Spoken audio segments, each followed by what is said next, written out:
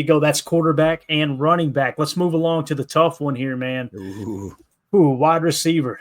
All right, here we go. Wide receiver. 6 is what they broke camp with last year. 6 on the active roster. This is the toughest group to predict. Christian Watson starts on the pup. He's got the ACL recovery, likely back week 12. You know how we feel about that. I think it's going to be a little bit earlier than that. Locks are Jaden Reed, Dontavion Wicks, rookies Matthew Golden and Savion Williams, and Romeo Dobbs to spot trade rumors. So if he does not get traded, I think that's the 5, right? The last spot pits McCole Hardman against Bo Melton. I'm going with Hardman in hopes Melton makes it to the practice squad. I don't think Mecole Hardman would make it to the practice squad. I think somebody would sign him off the scrap heap personally. But again, the locks are Reed, Dobbs, Wicks, Golden, Williams. Making the cut is Hardman. The surprise cut would be Melton, trying to get him on the practice squad. And then on pup starting the season will be Christian Watson. The real question becomes when Christian Watson comes back, which one of those guys cut? You know what I mean? So let's go around the horn with it this time. Let's start with you this time, Jacob. What do you think? Yeah, this to me looks about as likely as all scenarios here, barring again any types of injuries or that kind of stuff. I mean, obviously we know what we have in Reed, Dobbs, and Wicks. The 2 unknowns are the Golden Williams. Obviously, we have the Hardman scenario that's added in. I just really, again, to reiterate, I feel there's something just different with him, the veteran presence, and he's not an old geezer type guy. You know, he's still, what is he, like 28, 29 or something like that? Mm-hmm. And the Super Bowl experience, the game-winning Super Bowl experience, that's something you just can't coach. I think that is going to be a reason why they would definitely take that surprise cut of Melton. And how you said, Mecole Hardman isn't like, you know, he's not Jamar Chase or Justin Jefferson, but he's big enough of a name that if somebody sees him out there and they've got, you know, a struggling 3rd or 4th string receiver, I think they say, well, let's bring Mecole in here for sure. Especially when he's proven, again, in the offseason, when a lot of wide receivers decide to get kind of cocky and, you know, kind of boisterous and out there, he's like, I'm a team guy. Let's go to the freaking softball games. Let's do this. Let's go to the offseason stuff, the pup. Let's get to know the fan base, the community. I think that a lot of guys would be way more willing to take a flyer on him. Yeah, it's tough, man, because you're saying bye to Bo, Malik, you know, a couple of dogs. So it's it really is tough. I mean, the only thing I would say is maybe Mecole, maybe they wait till the very end. You know, they're walking it down. You got to get to the 90. You got to get it down to 70, and then you got to cut it to 53. So maybe they wait till the end, because on top of that, you're only dressing 48 a game. Yep. So you really do need to make a decision on who's going to benefit this team the most. If you're somebody that can play, not saying both sides of the ball, but, you know, being able to be functional as a you know, punt cover guy, as a gunner, a whatever, kick coverage guy, that's what's going to get you that last spot on, you know, when we're talking cut line, that's going to make a difference. Yeah, I agree. And I agree with your point too, Clayton, that, you know, putting Mecole Hardman on the practice squad, he's not going to last there very long, right? He'd probably get snatched up pretty quickly. And I think you could make the argument that if Bo ended up there, he could get picked up pretty quickly as well. So it's kind of tough to, you know, protect guys that have a ton of tape out there and have shown what they can do and bring to the table. You know, we talked about the whole, you know, Bo taking some reps at corner just to kind of get his feet wet, see what it looks like. We don't know. That could still gain more momentum throughout camp, depending on how things go. And so if he can play his way onto the team by being a special teamer, being a receiver, potential backup cornerback, it's going to be really tough for them to get this receiver room down. And yeah, I am definitely going to miss my boy Malik Heath too, because it, at least at this stage of the game, it's just tough. You know, unless old Matty wants to break camp with 9 receivers or something this year. Yeah, it can be really difficult. Kick Orzik to the curb, right, Tim, and save a spot or two here or there. Let Glover be the long snapper, right? Ooh, now we're talking. Greg Rice in the chat says, Bates, I would not be shocked if Bo makes it as a break in case of emergency cornerback. I think another team would take Bo if he's on the practice squad. He is too valuable on special teams. And it's funny you said that, Greg, because it's spot on with what the original search, like popping this into the search engine. And it's cool how you can kind of line up AI and tell them to think like a specific general manager. How would they see this? They had Bo Melton making the roster over Mecole Hardman. Yeah. And for that very reason, that he adds some value in the cornerback room potentially. I'm too drunk to taste that chicken at this point, but it is a good mental note to make. And another thing it mentioned was the special teams. Bo has been a really, really good contributor on special teams. So I wouldn't be totally against Bo making the roster over Mecole Hardman. I'm just looking at Mecole Hardman like, okay, there's you a great kick returner, right? And then someone who could take the top off the defense as well. Almost that guy to kind of mix and match into the F with Jayden Reed. And then you could slide him out to the Z and possibly put Matthew Golden at the X from time to time until Christian comes back as well. So, and Bo knows the offense still too, right? You know, he's been here for a couple of years, so he knows choice routes, whatever Matt's asking him. That could be something. So the only thing I would say is maybe they're keeping Mecole just until the end of cuts and say, hey, teach him everything you can, and then all right, you know, we'll move on from there. But yeah, for sure, man. So we'll see how the wide receiver room shakes out. Again, the way that we had it fallen here is Jayden Reed, Romeo Doubs, Dontavion Wicks, Matthew Golden, Savion Williams, plus Mecole Hardman, and then the surprise cut being Melton.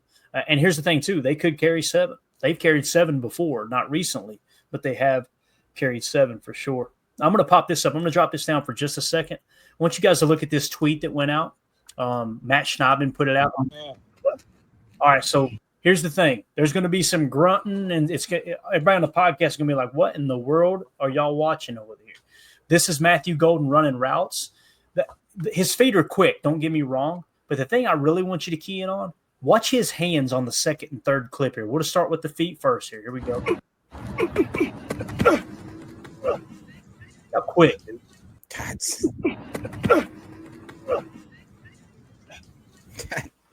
mean, that's feet, right? Now look at this.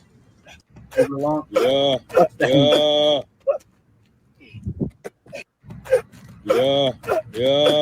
Dang, get over his knees and chop it down. Yeah. Yeah. This next one, watch this catch right here. Just listen to it eat his finger. That's how about these hands? Oh. So anyway, no gloves either, right? Yeah, no gloves right. on, right? Like that's awesome. Yeah, so I'm telling you, man, the closer we get, and you guys know I'm the boring fan that's always trying to curb the enthusiasm with rookies because there's always kind of this curve and it takes a little time to get them acclimated. We've seen it with Christian Watson. We've seen it with pretty much every rookie receiver that's not named Jayden Reed, although some of the fan base still wants to cut his ass. I don't understand that. But with Matthew Golden, there's something feels different this year. That coupled with Goody having a first-round grade on him, I think this dude's going to come out the gate and look a little like Greg Jennings or something, man. I really do. It just kind of feels like he's going to be one of those guys with strong hands, crisp route runner. He's way faster than Greg Jennings ever was, but it just kind of feels like the way he plays under control is the smoothness of Jennings for sure. So yeah. Go ahead, Jake. No, watching that, I think we sent that in the group chat, right? And we all were just like, whoa, like that just looks like every now and then, we joke about the Underwear Olympics and not having against, actual competition, but there are times where you just watch that type of, those chops, dude, that was chop suey. You know what I mean? That was crazy. And then, like you said, the way that just to catch the ball in that fluid motion. And then the biggest thing to me was his ability while he's doing all that, then to turn up field. And that's where you see that end long kind of breakaway speed, because we love seeing, to me, that reminds me more of like, I didn't think he had such an underneath skill set of like a Tyreek Hill where you have that quick motion, water bug type, just, and then it's the long speed. Like we're used to Christian Watson and him kind of having those long strides, and all of a sudden it just is like a gazelle. He's just effortlessly in front of people. That guy is churning and burning, but still at the same time, he's making separation. So yeah. I'm very excited about that. All right. Anything else on wide receiver, fellas? We good? I feel like he's a really good complement to Jayden Reed. I'm looking very much forward to seeing Matt Golden and Jayden Reed on the field at the same time and watching secondaries try and figure out what the hell they're going to do with those guys. It's going to be fun. Yeah. It's funny you said that too, because when I was trying to search for an image, I'm like, I wonder if there's a picture of Jayden Reed and Matthew Golden together at camp or something. This is the only picture of them together, and it's actually a thumbnail from one of our past videos popped up. So we'll get that photo this year, Clayton. We'll get it. Got that right. What do you guys think about the guys there to make the practice squad quick? Just because we've heard a lot of flashes about dudes like Cornelius and even like Malik I'd love to think we could stash him again. I just don't know if it's going to happen. What are your thoughts? And same with Brown. Same with Brown out of nowhere. Julian Hicks is another guy. Don't sleep on him either. He had a really good camp last year, and just we had a full room last year as well. So he could be a potential practice squad guy too. And I'm kind of boring here. Like, I want Bo Melton and Malik Heath on the practice squad. If you got those guys coming out of the bullpen at your wide receiver room, boy, you're sitting pretty. I really feel good about that. Yep. Go ahead, Emilio. What do you think, man? No, it's just about getting them there. That's my only holdup. This is going to be where we're keeping our eyes all off season. This is what we're going to be talking about the rest of the year until that first game. Until that 53 gets put on, we're going to be talking about the wide receivers. It's just getting them to the practice squad. That's all I'm worried about. But yeah, no, we need it for Matt's offense, for Jay Love. I think that everybody we have here is good. But again, like you were saying earlier, Clay, once Christian comes back, what are we going to do? I mean, I don't even want to talk about it, honestly, right now. Am I the only one that gets stressed out at cut day? Like, I'm just like, there's 6 players I want to keep. Like, how do we do this? So this receiving it's tough. It is, Brett. So when Christian comes back, you're right, Emilio. It's going to be stressful for sure, man. So let's move along to tight end. All right, last year we broke camp with 3 tight ends. Okay. And here's what we wrote up. Tucker Kraft and Luke Musgrave form a dynamic duo. The 3rd spot goes to Ben Sims over John Fitzpatrick. Thanks to Sims' special teams value, they'll keep 3. The locks are Kraft, Musgrave, and Sims. Fitzpatrick will get cut. Hopefully you can sneak him onto the practice squad. It's funny, too, because Fitzpatrick had the 2nd best PFF grade, albeit Luke Musgrave had some limited snaps. But Tucker Kraft leading the way there at 67.8. Obviously had a really good year last year, man. We talked about the statistical outlook on him coming up. Wouldn't be surprised if he stays healthy, if Tucker Kraft flirts with 800 to 900 yards this year and 10 tuds. I mean, I would not be surprised one bit. What do y'all think about the tight end room there? Just keeping 3? Jacob, you kind of talked about this earlier. Do you think you keep 4? Do you keep 3? What do you think here, man? Nah, I mean, I really do think going in, it's going to be Tuck Norris, Luke Musgrave, and Ben Sims. I just think that they're most comfortable with them. I think they've shown, obviously, with Tucker, I've got even higher hopes than you do, Clayton. I legitimately am. I'm drafting him in every single fantasy league I can because he falls. And I'm not, I swear I really am. And I'm so excited about it because I think people are sleeping. We've done multiple deep dives into what his metrics are and how they stack up to certain guys in seasons where people like Brock Bowers at like shattering rookie records, in seasons where you still have guys like Travis Kelce and Mark Andrews and those types of solidified tight ends. You still have guys like Sam Laporta and a lot of other. I still think that Tucker's going to be right there in that mix. I really do. I think he's going to be a top 5 tight end. I think he may be a top 7 at the worst, but if he stays healthy, they're just the way that he has progressed in his game to become more of an all-around guy, and the way that I think Matt LaFleur has kind of learned that, all right, I can't, and I don't want to say this in a negative way. He goes, I know what I got in Tuck. I can't quite count on Musgrave to be there in the type of way, take the type of snaps, and honestly take the type of beating physically that Tuck Norris takes and inflicts. Like he's offended if a cornerback tackles him by himself. That's the type of mentality that we want from our number 1 tight end. And I honestly think that at the end of the year, people are going to be talking about Tuck Norris and George Kittle as if they're like one and the same. That's what I think. Yeah. To that point, Jacob, the leadership mentality, they were kind of talking about that on Move the Sticks. It was, they were just like, if you find a player that's trying to bring other players along, that's a guy you want to build around. That's a guy you want to stack, success about and around. And that's exactly what Tuck is. I think that, he wants Musgrave to succeed as much as he does. Right. So I think that having that kind of guy in the tight end room is huge. His mentality is perfect, but man, Matt LaFleur got to get him open. Right. We got to get him the ball. Yeah. Greg Rice says, I hope Tuck gets a lot more targets this year. And Tim, Coach Lynn says in the chat, Musgrave is going to have a breakout year. I don't know if you guys caught on, but Coach Lynn has talked a lot about Musgrave this offseason. Like every time we talk tight end, he mentions Luke Musgrave. How cool would it be, Tim, if you just jump up and all of a sudden you got Tucker Kraft and Luke Musgrave flirting with a 70 PFF grade and Musgrave giving Kraft a run for his money at some of those tight end 1 spot? That would make our offense that much more deadly, right? Yeah. And let's be honest, Luke Musgrave has to have that kind of year. He absolutely has to this year. And I think with Tuck Norris here, we talked about him getting more targets. True. But it's going to be tough to spread the ball around when you got to get Musgrave going too. And we already know Tucker's probably a better blocker for sure than Musgrave, probably anybody else on this team other than maybe Ben Sims.